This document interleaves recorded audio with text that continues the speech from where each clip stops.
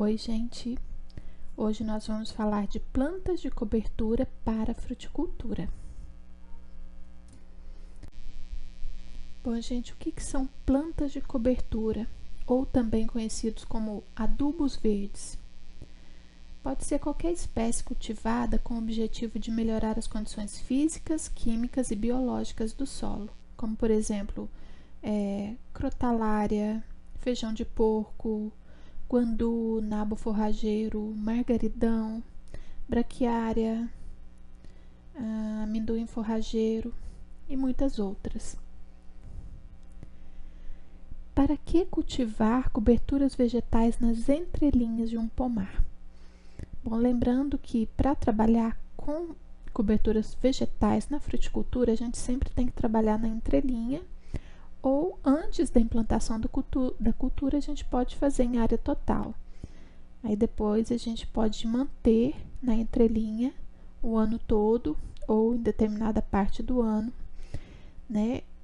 E a principal função dessas coberturas vegetais é, obviamente, cobrir o solo, né? E a partir daí nós vamos ter uma série de consequências boas para o solo e, consequentemente, para a planta, como, por exemplo, o controle de plantas daninhas. Vai ajudar também a aumentar a presença de inimigos naturais, de insetos pragas, contribuindo para o controle biológico. Essas coberturas vão aumentar a biodiversidade microbiana do solo, que é extremamente benéfico. Vai melhorar a infiltração de água no solo. Vai aumentar a concentração das raízes em profundidade. Com isso, vai haver um reaproveitamento dos nutrientes que se deslocam para as camadas mais profundas do solo. Esses benefícios das coberturas vegetais contribuem para um aumento significativo na produtividade das culturas. Então, agora nós vamos falar com um pouquinho mais de detalhes os benefícios das coberturas vegetais para o cultivo das frutas. A primeira delas é o controle da vegetação nativa ou espontânea. Então, gente, o plantio das coberturas vegetais na entrelinha dos pomares promove o controle das plantas daninhas ou plantas espontâneas. Esse controle ele ocorre basicamente por meio da competição natural por luz ou por alelopatia. O que é alelopatia? São substâncias químicas produzidas por plantas de cobertura e, quando liberadas no solo, inibem o crescimento das plantas daninhas. A prática de deixar os restos de cultura vegetais sobre o solo forma, então, aquela cobertura morta, né, que a gente chama também de mulching. E isso é o principal meio para a ocorrência da alelopatia, promovendo o controle do mato, né? Além da alelopatia, o acúmulo da palhada na superfície do solo atua como uma barreira física para a germinação das sementes das plantas espontâneas. Quanto mais espessa é essa camada, mais eficiente é o controle. A velocidade da degradação da palhada e das coberturas vegetais variam, assim, de espécie para espécie e depende também do clima da região. Quanto mais quente e úmido, maior será a velocidade de decomposição dessa palhada. Como a cobertura morta produzida pelas leguminosas se decompõe muito rapidamente, então tem-se recomendado alterar ou consorciar a utilização de gramíneas, como por exemplo milheto, sorgo forrageiro, cuja fitomassa verde é de decomposição mais lenta, permanecendo por mais tempo cobrindo o solo. Esse controle reduz o uso de herbicidas, diminui custos, custos de produção de forma geral e diminui principalmente o impacto ambiental. Então, é muito relevante. Em relação à conservação do solo, pessoal, tem pelo menos 2 pontos importantes para a gente discutir aqui. Um é a substituição das gradagens do solo pela gradagem natural realizada justamente pelas plantas de cobertura, como feijão de porco e crotalárias, que tem um sistema radicular mais poderoso, né, mais agressivo. Então, esse sistema radicular dessas plantas vai crescendo e vai destorroando o solo, vai quebrando camadas compactadas. Posteriormente, né, essa planta é cortada e o sistema radicular vai se decompor ali no solo, vai promover, né, nutrição em profundidade para aquele solo, porque é matéria orgânica que vai virar aquilo ali, e vai promover uma aeração, porque aqueles espaços, né, onde tinha a raiz, como a raiz vai se decompor, o solo vai ficar aerado ali. Então isso causa uma melhoria incrível, tanto nas propriedades físicas, químicas, quanto biológicas do solo. E além disso, as coberturas vegetais, elas diminuem a temperatura do solo. Isso é muito importante, porque vai reduzir as perdas de água do solo por evaporação. E assim vai aumentar a disponibilidade e o consumo de água pela planta, né? Porque não vai evaporar, o solo vai continuar mais úmido e vai melhorar toda a condição da planta, né? Desde a transpiração, e vai transformar essa planta em uma planta mais bem nutrida, mais bem hidratada. Então, realmente as plantas de cobertura realizam essa conservação do solo de forma muito eficiente. Vamos falar um pouquinho agora sobre incorporação da matéria orgânica. A gente já até falou um pouquinho no slide anterior, mas aqui vou complementar. Então, pessoal, a matéria orgânica do solo, ela é formada por micro-organismos vivos que habitam aquele solo, como as minhocas, os insetos, fungos, bactérias, e por restos de planta, folhas, galhos, raízes, frutos. Os organismos, esses organismos vivos, eles são muito importantes, pois eles são responsáveis por decompor o material que fica sobre o solo, né? Transformando esses materiais naquilo que chamamos de humus. O humus é a matéria orgânica escura que vai escurecendo a terra, como a gente pode ver aí nessa imagem. A terra orgânica, ela também fornece nutrientes indispensáveis para o crescimento das plantas e ainda evita que a terra fique dura, pois ela vai ajudar a formar agregados e não deixar que o solo se desmanche com facilidade. Com isso, vai melhorar a infiltração da água, vai evitar a erosão, porque o solo ele vai ficar mais unido. E aí a água vai infiltrar no solo com muito mais facilidade, vai abastecer as nascentes.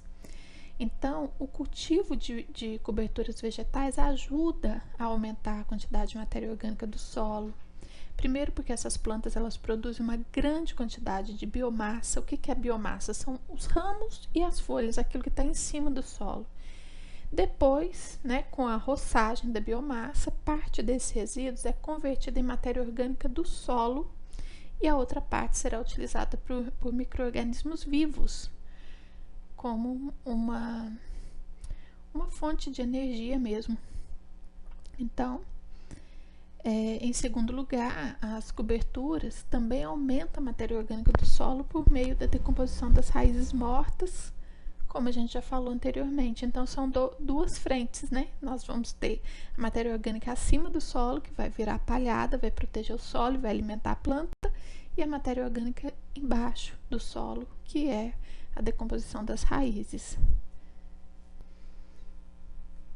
Uma outra coisa muito importante é o controle de nematóides, realizado por plantas de cobertura como a crotalária. Então, pessoal, para quem não sabe, nematóides são vermes do solo que causam prejuízos enormes nas raízes das plantas e vai depauperando a planta, né? A crotalária, ela é uma planta que a gente chama de planta armadilha para nematóides, porque ela permite, né, que os nematóides penetrem suas raízes, mas ela não permite que ele se reproduza. Então, consequentemente, nós vamos ter uma diminuição da população de nematóides apenas utilizando plantas como crotalária. Bom, agora sobre o nitrogênio. Bom, como vocês sabem, o nitrogênio é um nutriente fundamental para as plantas e ele está presente na atmosfera, e as plantas, elas são responsáveis por incorporar o nitrogênio da atmosfera no solo. Principalmente as plantas da família das leguminosas, elas têm essa capacidade de fixar o nitrogênio do ar no solo por meio de uma simbiose com bactérias do solo.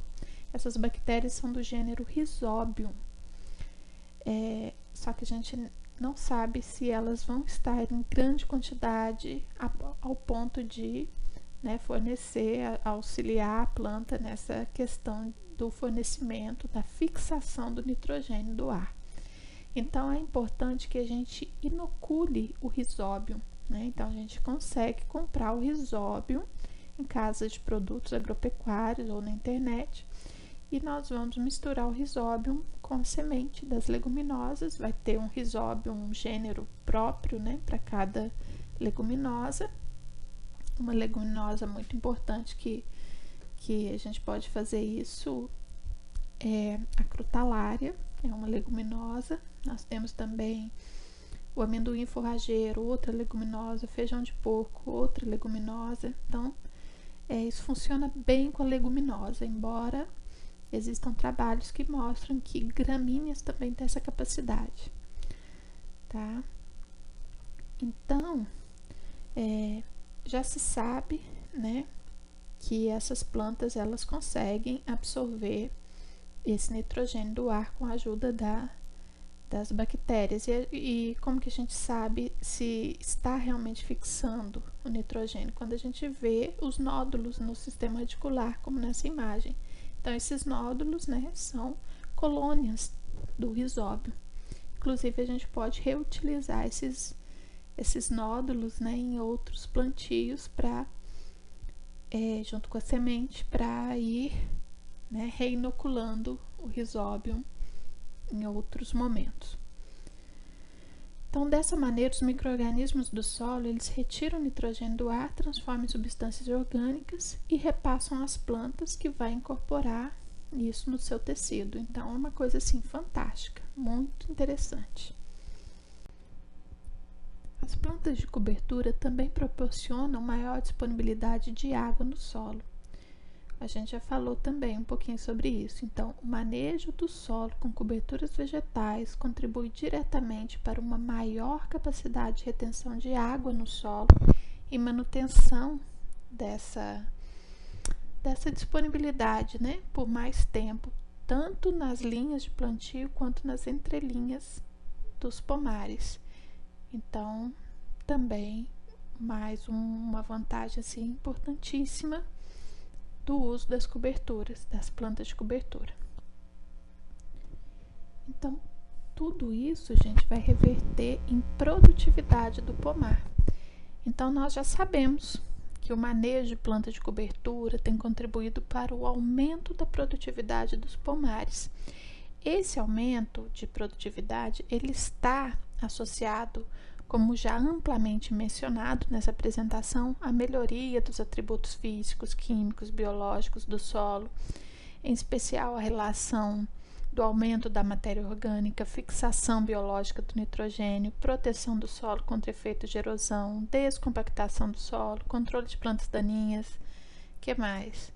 A maior retenção de água no solo, traduzindo em aumento da sua fertilidade natural. Então, é uma bola de neve do bem, né? Cheia de coisas boas, uma coisa vai trazendo a outra, que vai trazendo a outra, e as coisas, o pomar vai tendo uma melhoria generalizada.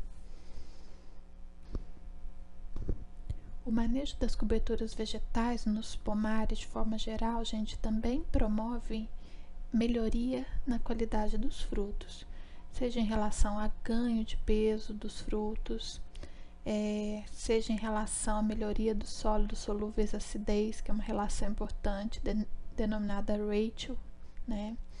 E outros parâmetros técnicos que são importantes no mercado. Então, há uma melhoria nesses parâmetros também. Então, só coisa boa, né? Bom, pessoal, e como exemplo, né, de uma frutífera que é extremamente dependente de uma planta de uma planta de cobertura, temos aí a pitaia.